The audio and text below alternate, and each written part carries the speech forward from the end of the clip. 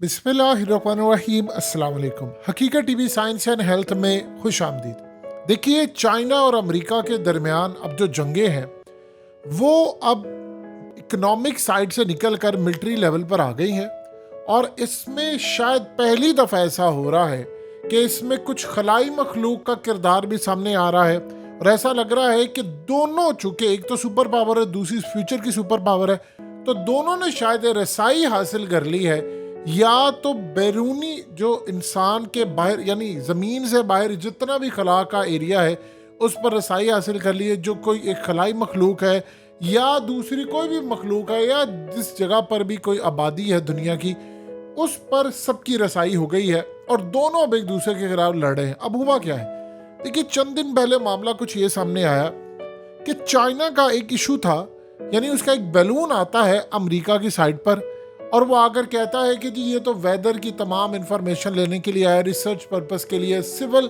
Airship है। America ने उसको 6-7 दिन ऑब्जर्व किया।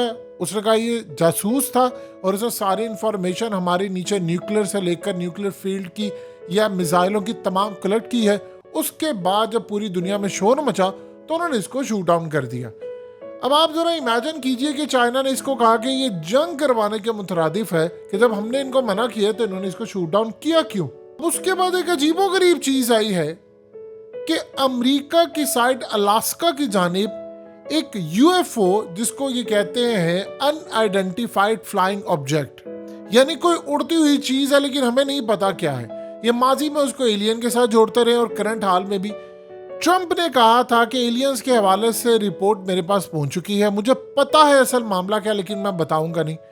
देखिए, अब तक की जितनी मालूमात है, आप जमीन का अगर हिस्सा देखें तो जमीन तो इसी तरह एक समंदर में आप चले जाएं तो आप वहां से उंगली से पानी निकाल ले तो जितना वो पानी है वो आपकी जमीन है, बाकी सारी कायनात है।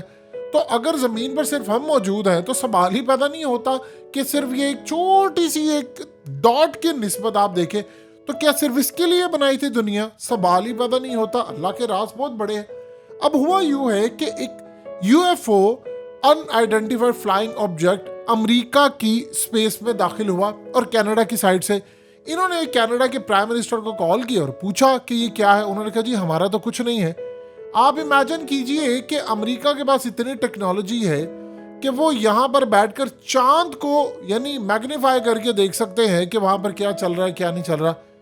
इन्होंने इस ऑब्जेक्ट को मैग्नीफाई नहीं किया और कहा जिसका साइज कार के बराबर है और इसको शूट डाउन कर दिया, और इस बारे में कोई इंफॉर्मेशन नहीं दी कि जी ये क्या है, क्या किसी खलाई मखलूक का है या स्पेस से बाहर कहीं आया है, क्या चीज़ है। लेकिन ये बड़ी एक अजीबोगरीब बात थी कि अमेरिका के पास क्या उसको उतारने की टेक्नोलॉजी नहीं है, उसके पास F-22, F-35 और बहुत सारी चीज़ें हैं। देखिए, ईरान के अंदर लॉकहीड मार्टिन का जब ड्रोन आया था तो उन्होंने हैक करके उसको उतार लिया था। इन्होंने चाइना का बैलून नहीं उतार सके, ना ये जो यूएफओ की ये चीज़ ये उतार सके। अब सवाल ये पैदा होता कि ऐसा क्या था कि अमेरिका लरज उठा है और उसने फौरी तौर पर उसको गिरा दिया। अब इसका मामला तो बड़ा अजीबोगरीब है, अब समझ किसी को भी नहीं आ रही। देखिए, दो चीज़ें यहाँ पर है।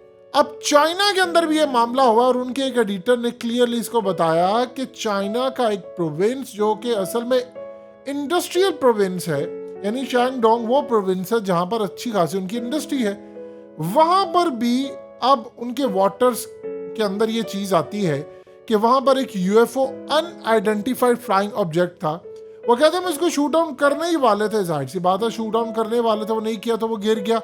उन्होंने कहा मिस्टीरियस है, उन्होंने भी नहीं बताया। अब सवाल ये पैदा होता है कि चाइना और अमेरिका के साथ हो क्या रहा है। देखिए, ड्रोन हो तो समझ आती है, बैलून हो तो समझ आती है, ये कौन सी ऐसी यूएफओ है जो पहले अमेरिका के पास आती है, यानी 3 आ चुके हैं, ये कौन सी ऐसी चीज है? सवाल ये पैदा होता है कि बैरूनी दुनिया में कोई क्या ताकत है जिस पर अमेरिका ने भी गलबा हासिल कर लिया है और चाइना ने भी गलबा हासिल कर लिया है कि वो जो खलाई मखलूक है या उनके स्पेसशिप है वो अमेरिका की सरहद में चाइना भेज रहा है और चाइना की सरहद के अंदर अमेरिका भेज रहा है। ये एक अब तक की सबसे बड़ी अजीबोगरीब बात है। देखिए, नासा ने बड़ी तरक्की की है।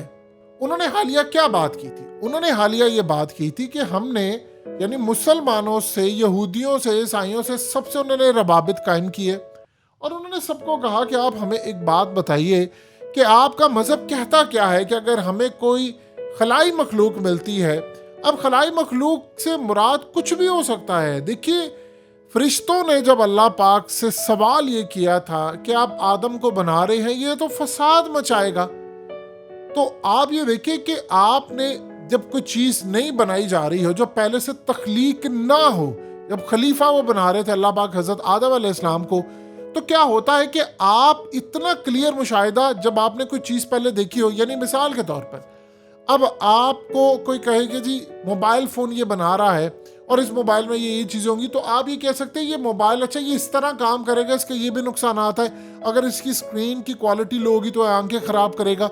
ये आप किस तरह कह सकते हैं? क्योंकि आपने मोबाइल को देखा है, आपने उसका मुशाहिदा किया है, या आप गाड़ी को देखें।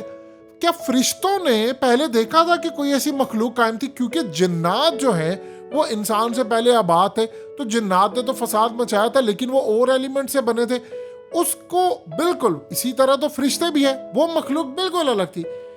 इंसान के बारे में ये कहना जिसमें अल्लाह ने यहाँ तक कहा कि उसमें अपनी रूह फूंक दी, तो सवाल ये पैदा होता है क्या उससे पहले कोई कायनात में मौजूद था या कोई और इंसानों जैसी मखलूक मौजूद थी? क्योंकि साइंस कहती है कि इंसान की जो फॉर्म है उसके अंदर जो एलिमेंट्स है, इंसान सारी जिंदगी से मौजूद था करोड़ों नहीं अरबों साल पहले, लेकिन किसी और फॉर्म में मौजूद था, चाहे वो पार्टिकल्स की फॉर्म में हो, चाहे वो माया की फॉर्म में हो, चाहे वो लिक्विड की फॉर्म में, आप कह सकते हैं हवा की फॉर्म में, तो कहीं ना कहीं इंसान मौजूद था। लेकिन अब इंसान की जो हालत है वो डिफरेंट है इस वक्त। तो सवाल ये पैदा होता है कि फरिश्तों ने ये जो क्वेश्चन किया था उनके मुशाहिदा था, ये एक बड़ी बात है।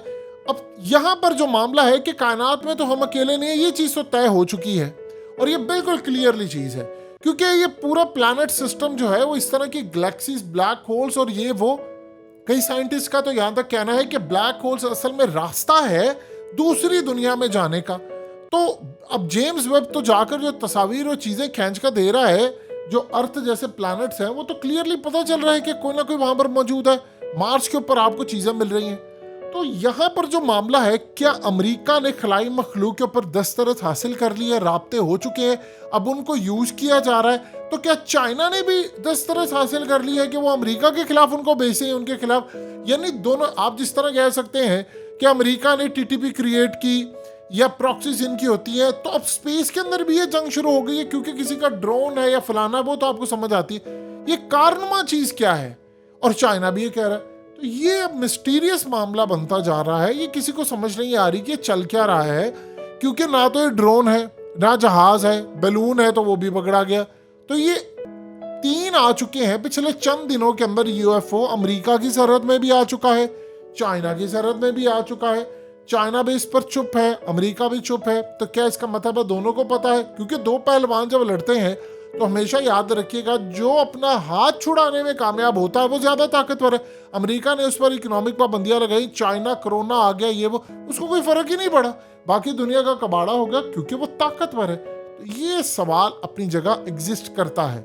हकीकत टीवी साइंस एंड हेल्थ की इस वीडियो के नीचे कमेंट ज़रूर कीजिए, अपनी राय का इजहार ज़रूर करें और इस वीडियो को हर जगह शेयर करते हुए चैनल को सब्सक्राइब ज़रूर करें।